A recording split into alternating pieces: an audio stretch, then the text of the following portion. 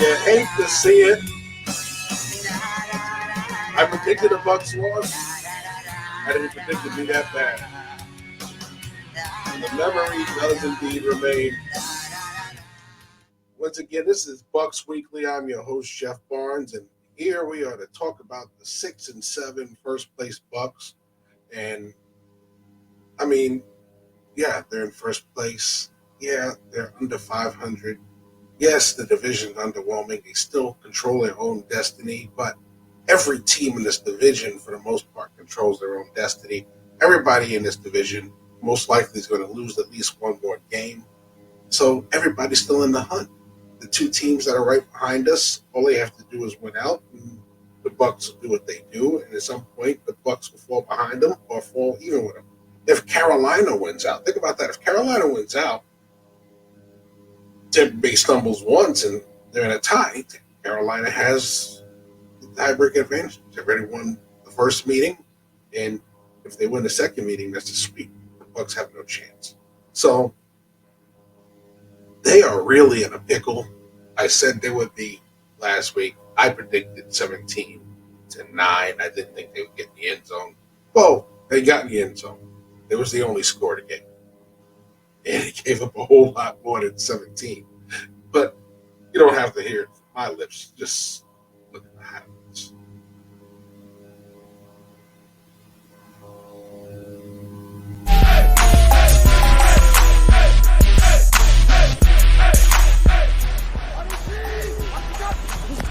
McCaffrey gets it up the gut, big hole. McCaffrey sprinting free, and he's tripped up inside the 15. Logan Ryan saved a touchdown. Deebo Samuel in the backfield now. They're going to pitch it to Samuel.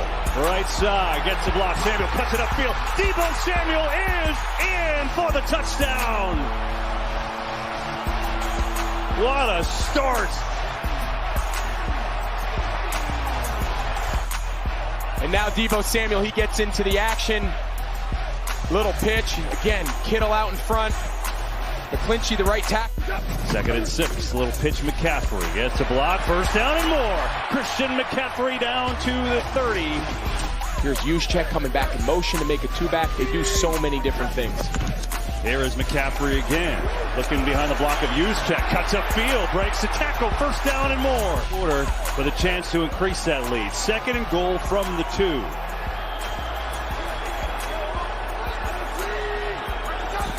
Purdy. Back to throw. Pressure coming. Steps away. Looking to run. And he walks it in for the touchdown.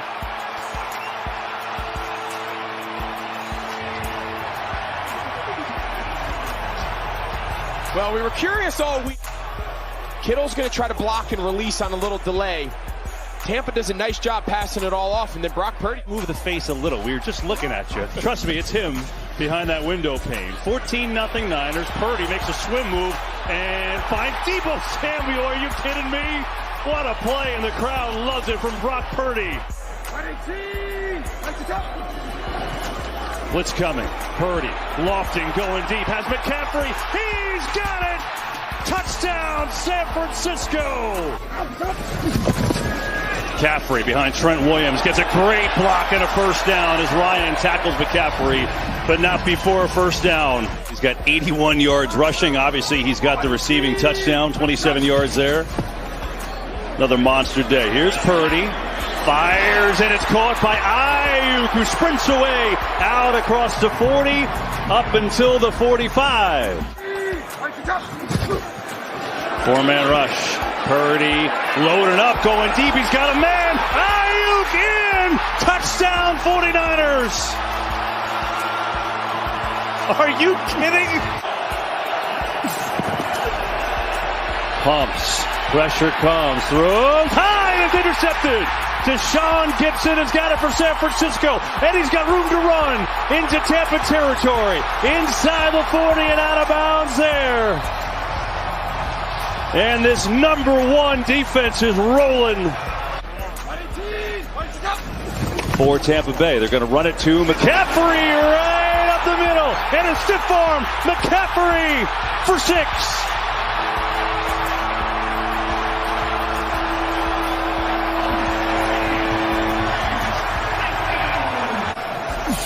This is way too early to make those decisions. 11th play of the drive, and it's intercepted. Dre Greenlaw with a few. I think guys love it. I think the fact that he's come in and taken ownership of that position is great. Look at the stiff arm by Mason. He's got a first down. The crowd loves it. Like, really? It's soaking wet. I can't even see through my camera lens. Come on. Ball is loose. Picked up by the 49ers. I don't think he was down. Shire.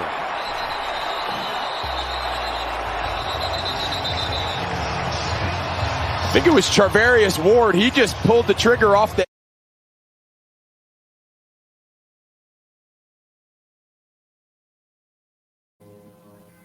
So, I mean, the package says it all. I mean, what is there left to break down? The offense is exactly what I said it is.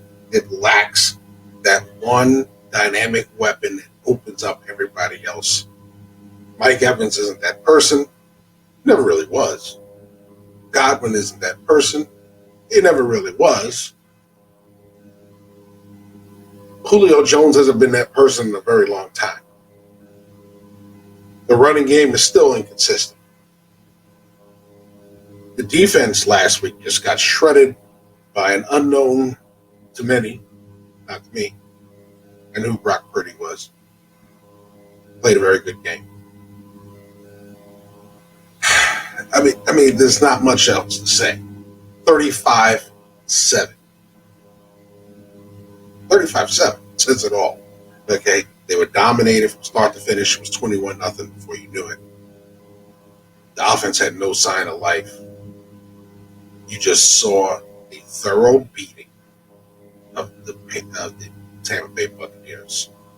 And once again, you're back to seeing the faces of bewilderment. This is the reality. This is the team they are. 13 games, 6-7. Yes, you're in first place, but you're 6-7, losing way more than you're winning, as you see now. Okay, then let's be honest with you. There should be more losses. The 14-point comeback a couple of weeks ago.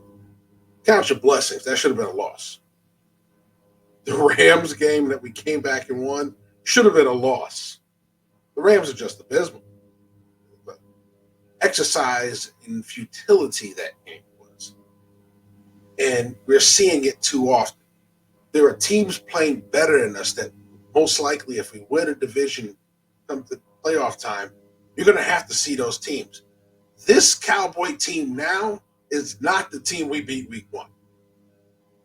Yes, he is not playing spectacular right now, but guess what? They're playing better than us. As much as we could say how much we've owned Dallas, Tom Brady's never beaten Dallas. If the season ended today, Dallas would come to Tampa and send us packing. We are not that good a team to sit there and rest on the laurels of we did it already.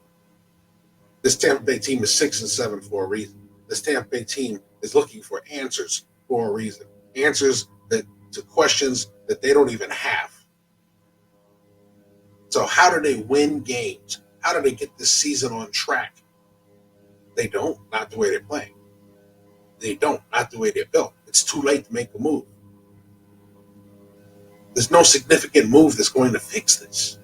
The significant moves were made before the season. Julio Jones was a significant move. Getting Brady out of retirement was a significant move.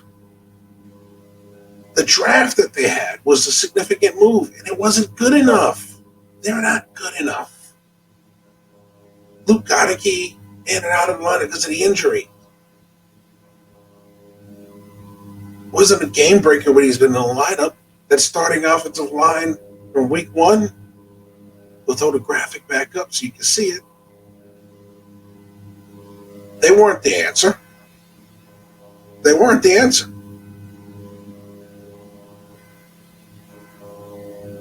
They just weren't.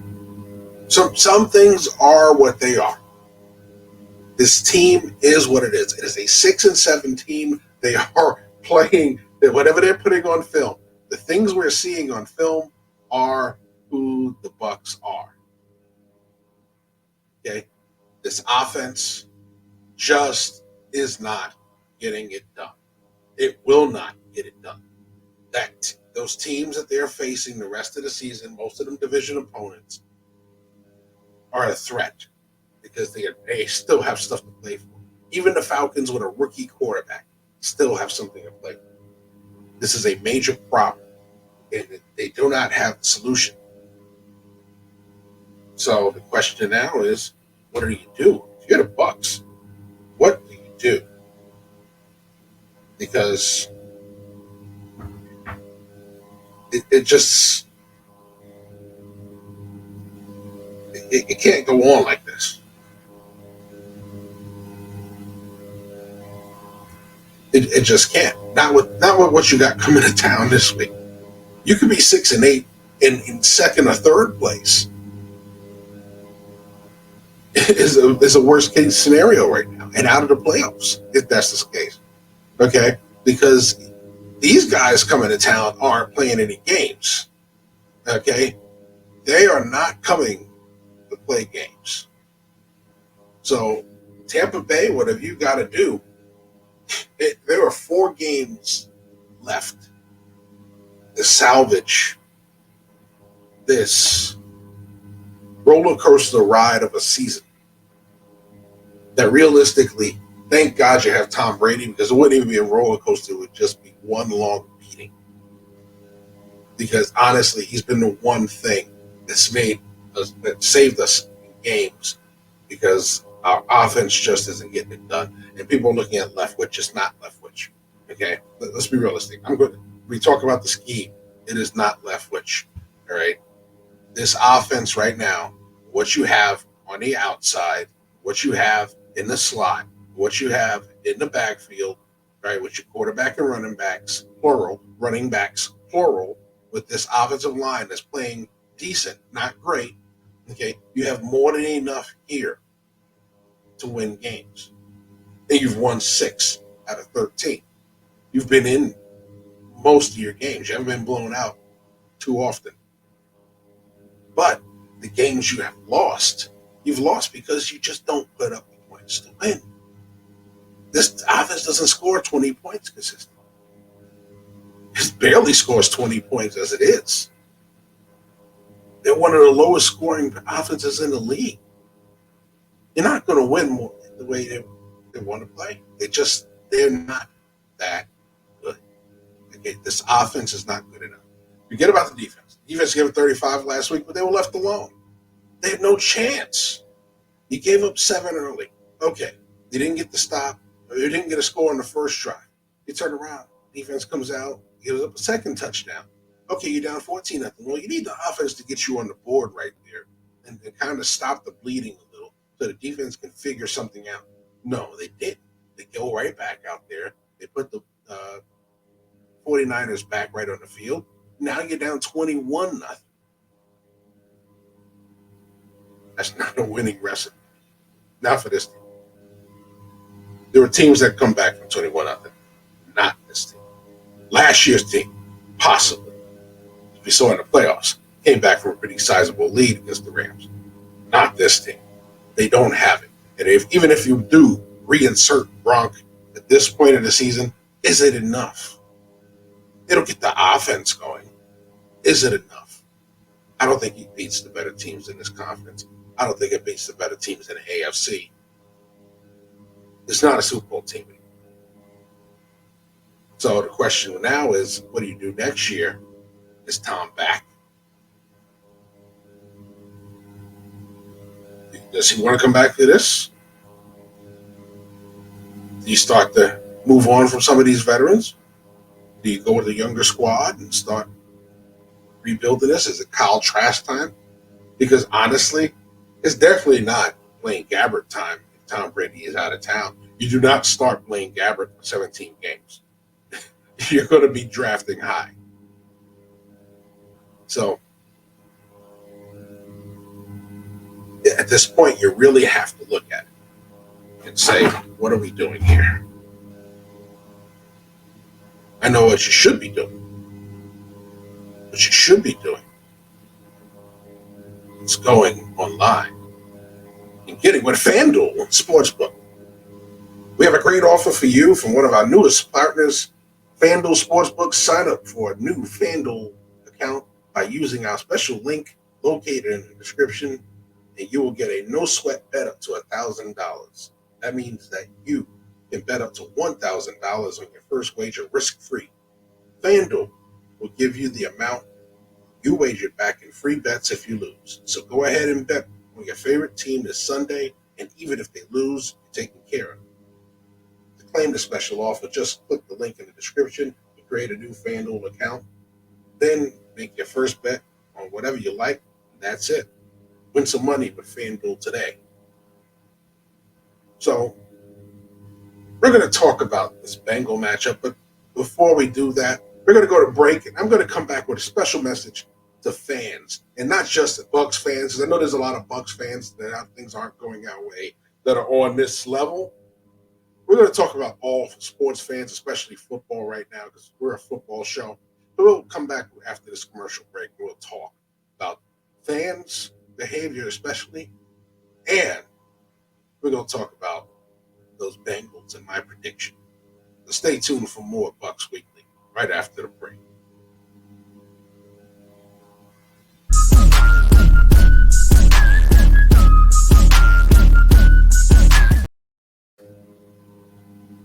Enjoy 40% off site-wide. Vitable takes the guesswork out of feeling good. Get your own personalized daily vitamin pack safely delivered to your doorstep every month. Take their online quiz to find out which vitamins and minerals can support your personal needs based on your own diet and lifestyle. Hashtag only what you need, nothing that you don't. All vitamins are manufactured in Australia at the highest quality standard. Ingredients come in the best form for their absorption by your body. Enjoy 40% off site-wide using code NBS40 at checkout.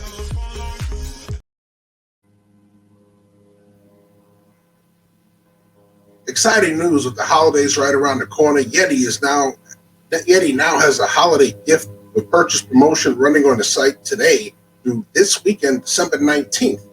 So purchase $200 or more in Yeti products and receive 2 Rambler 10-ounce lowball tumblers in your choice of black, stainless steel, seafoam, or navy. This is the last weekend of this promotion, so make sure you take advantage of it. Get your Yeti products today.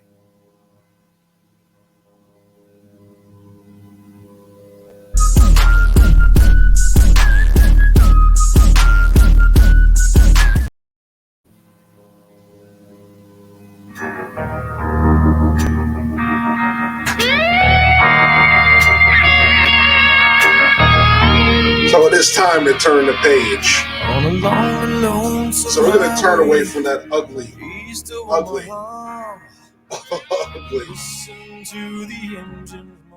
loss to the 49ers. And we're going to look forward to this week versus the Bengals. But before we turn the page, let's talk fan behavior. Now, we have a major problem in sports right now. And one of those things is fan behavior. You're seeing it everywhere. You're seeing it on YouTube. You're seeing it if you're in the stadium itself. You're seeing it no matter where you go. Baseball, football, basketball. But let's talk NFL. All right? So, one thing we want to make clear. Everybody understands what the definition of fan is. It's fanatic. Yeah. Right? I've never seen this much vitriol from fans online, in a stadium. I've seen a lot. I'm originally from New York, so New York fans can be quite aggressive, especially Jet fans. Jet fans are very miserable. I'll say that right now. I've grown up with them. I've been to plenty of those stadiums, Jet games, when they've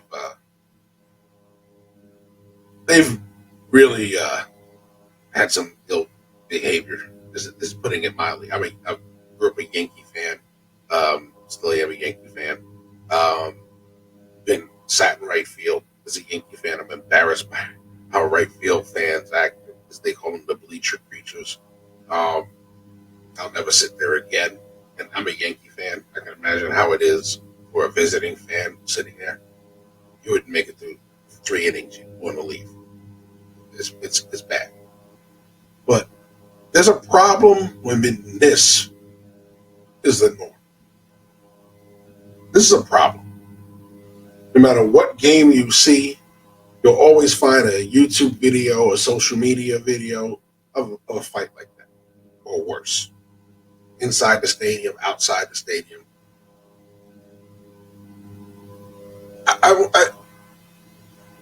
And you see it online. Team is losing. You start talking about the players. You're harassing them. People are trolling them online, as they say. But it goes beyond football. They start talking about them. They talk about their families. It's easy to say a guy that's playing at the highest level sucks. I'll tell you right now, none of those guys suck. The 53rd guy on that roster is damn good. He's just not NFL great. Okay? But he's good because he's there. You don't get paid by that league if you're not good at what you do. I've played against enough of those guys. Trust me, damn good. All right? And take that from a guy that was an all-star at the level, multi-time all-star at the level he was. Those guys were damn good. Okay, the ones I played against that sniffed that league. Okay, it made me work on every snap. Okay, some of them, on the rarest occasion, some of them had a chance to break me down on the play. All right, so when we adopt this behavior as fans, every fan believes that their team's going to win the championship every year. But when you start to see some of the things that were said and done, see, all right, the fighting, okay, you want to harass the guy. Listen, there's nothing wrong with going to a game. You're cheering for your team, they're winning. The other guys are there. If y'all are joined back and forth, keep it mild-mannered. We're not seeing mild-mannered. We're seeing it get to the point where it becomes physical. If it's becoming physical, it's gotten way too personal. It's gotten way too serious. I've been to games where the team is a division rival. We're walking out joking, arms around each other, having a great time, because that's what it's about, having a great time. This is entertainment for you as a fan. You're not working. This is not your livelihood. You're a fan. You're there to watch it and enjoy. You're watching it on TV, whether you're watching it at the stadium, whether you're watching it at a sports bar. You support your team, even when they're losing. Because that's a whole nother thing, okay? Even when they're losing, I don't support losers, some people say. Well, every team is guaranteed to lose at some point. I'm sorry, no team is perfect. They win every year. No matter how great the Patriots have been the past 20 years, there's a lot more history of them stinking it up. So, when you are talking about being a fan, okay, there is a level of support that you have to have. I think the greatest thing I've seen, and as a scout, I go to a lot of games, and I have to go to games of schools that sometimes the program's just not doing very well. Well, I was here at South Florida, and their last game versus Central Florida, where Central Florida is playing basically to go to the conference title game last week. The coaches at South Florida are playing for their jobs, coaching for their jobs. The head coach already got fired. These assistants are trying to show that they deserve a job. That's their livelihood. Those guys have a right to take it serious. And at the end of it, when that 1-10 or 11 team is walking around a stadium slapping fine with a few remaining fans that were there that were appreciative that they didn't get blown out. They were leading that game until there were basically less than 40 seconds left in the game. Coming all the way back from, what was it, 28 down, 28-7 or something like that. They were getting beat thoroughly for a while. People in the press box were thinking, okay, we're going to be packing it up in the third quarter. They came all the way back and took a lead. A team that had no head coach, a team that had only one win that season, was still playing for pride. And you know what? The fans supported them till the end. That's what fans are about. Not sitting there booing every time they're getting blown out and just walking out. Not going online and trolling every player on the roster and the owners and the coaches wives. And that's not fan behavior. That's just obsessive nonsense. And that's what these fights are, obsessive nonsense. There's a point in time where you have to realize what your team is. And if they're a 3-13 team, then you know what? You try and support them so they can at least be a 4-12 team. Stop sitting here and bashing them and joining the fans of the other teams that tell you your team sucks. Because guess what? Somebody's got to take pride in those guys that are out there competing for their jobs. Because that's what they're doing. Well, you get to go home and pick up the paper and talk about it the next week. Those guys are going to be going out there trying to figure out if they got a job. And just like you don't like it when you're collecting unemployment, it ain't funny for those guys either. So, yes, you're a fan. Enjoy it. Listen, as somebody who covers the sport, I can be harsh at times. But it's my job to tell the truth. Okay? And yes, as a fan, you want to be truthful. You don't want to be delusional. But if your team is not a Super Bowl contender, doesn't mean that you check out. Nobody needs those fans, right? So, as you see at the end of the show, Buckified Bird is here. Buckified Bird is at that stadium. He's been at that stadium supporting the Bucs since people were laughing at him, calling them the Yucks. Okay? Right. So, you guys have to understand it. The fans are the people who really are fanatical about supporting their team, not fanatical about winning. Anybody can be fanatical about winning. That honestly, that Super Bowl or bust mentality is a player's mentality. We as players have to have that mentality. We as coaches have to have that mentality because we have to believe that we can go out there and win every game. You as fans can believe your team is going to win every game, but you have to really want to applaud their effort if they're giving you every bit of it. You'll see teams that give you every bit of their effort no matter what the score is. And then if you can tell a team that's checked out, you can feel free to boo the team that's checked out. They undersold you. They let you down. But the team that's balling out all season long, whether they're winning or losing, is an issue. So when I do call out the Bucs because they're sitting around like this, I don't call them out because they're losing and they're like that. I call them out because, let's face it, this team is better than its record. And they're playing at this point, and even they can't figure out. And that's what gets called out. That's my job to call that. As a fan, you want better from them. But you want to support them so they give you better. Don't break them down. And that's what you need to understand the difference. And that's what you need to get back to. The more you do that, you see less of that crap in the stands. Where you see this nonsense. You see less of this crap when you understand about your team. That's crap. That's not fans. That's lunacy. You need less of that, not only in the stadiums, but you need less of that world. That's my message to you fans. Be better than that. Start to be better than that. Don't embrace that. Be better than that. Don't record it. It's not worth recording. You need to do away with it. You need to brush it off. Tell them to get lost. Take that, go somewhere. Get back to being fans. So that's my message to you fans. Now let's talk about the incoming battle this week. Okay, let's talk about the Bengals. One of the hottest quarterbacks in the league. And I don't mean by looks, I'm talking about performance. One of the hottest receivers in the league. coming back from injury. We don't want to see him dancing like that this weekend. There's a good chance we will.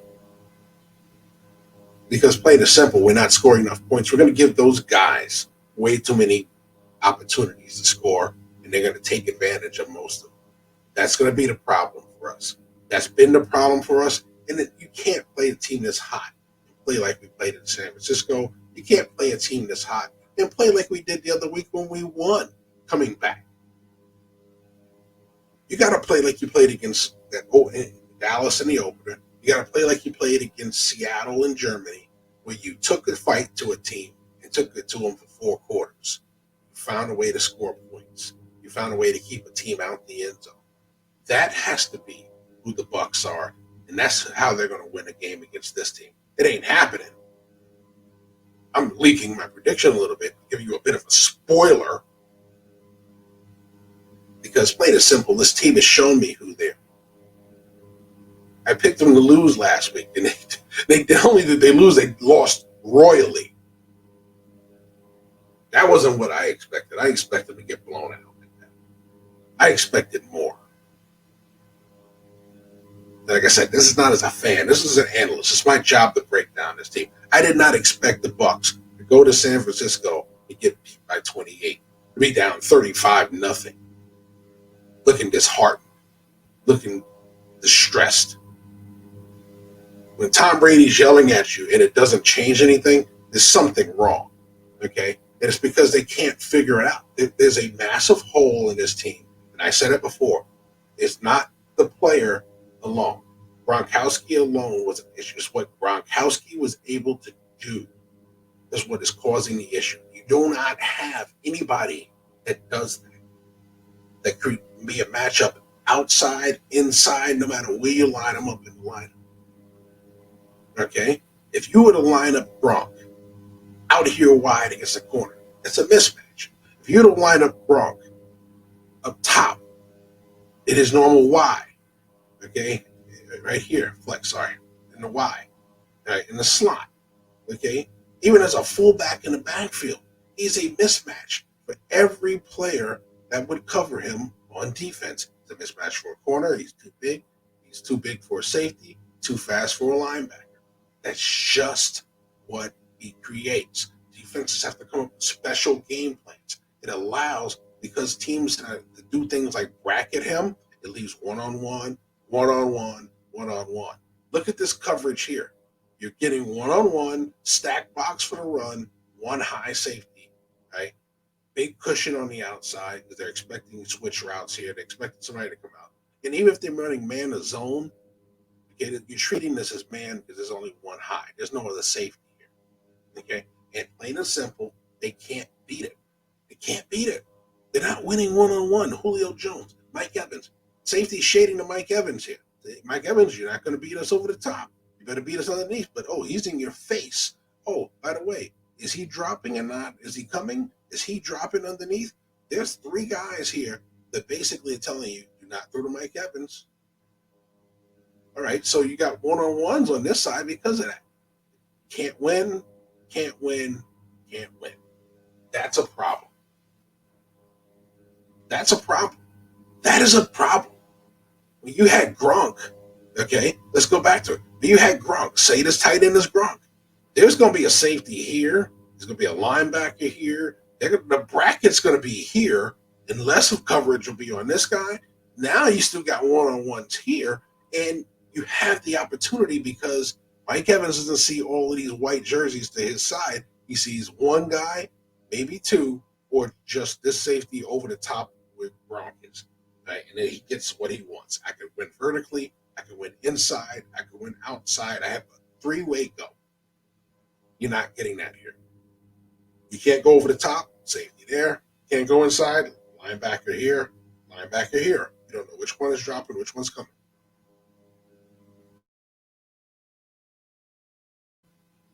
So this is why there are issues. This is why this offense struggles.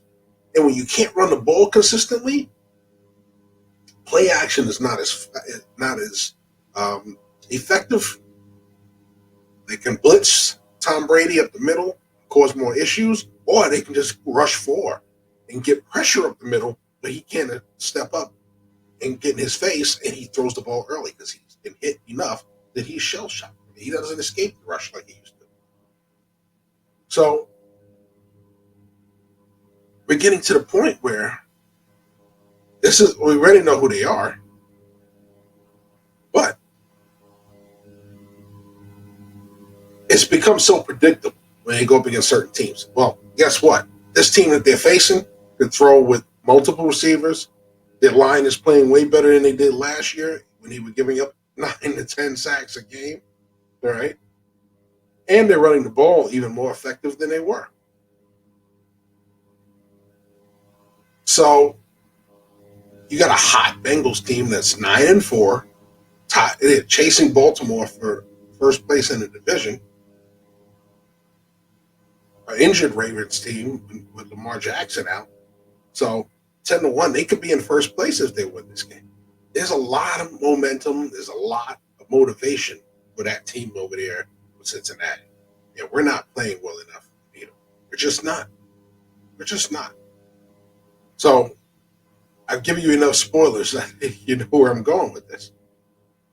Okay? So 425, Bengals, Bucs. My prediction, Cincinnati 27, Tampa Bay 13. I would love for them to prove me wrong. Only thing they did prove me wrong was got the score wrong last week. They were utterly dominated by San Francisco. The offense did less than I anticipated they would. I gave them 3 scores, although they were all field goals. They got 1 score, a touchdown when they were already down 35-0. Not good enough. Not good enough. Bengals 27, Bucs 13. We're going to fall to 6-8. Hopefully nobody joins us at 6-8 to knock us out of first place. That's the team we are right now. Until they can somehow improve upon their current performance this season, that's who they are. So, parting shot. 6-8 is going to be the reality that I'm predicting.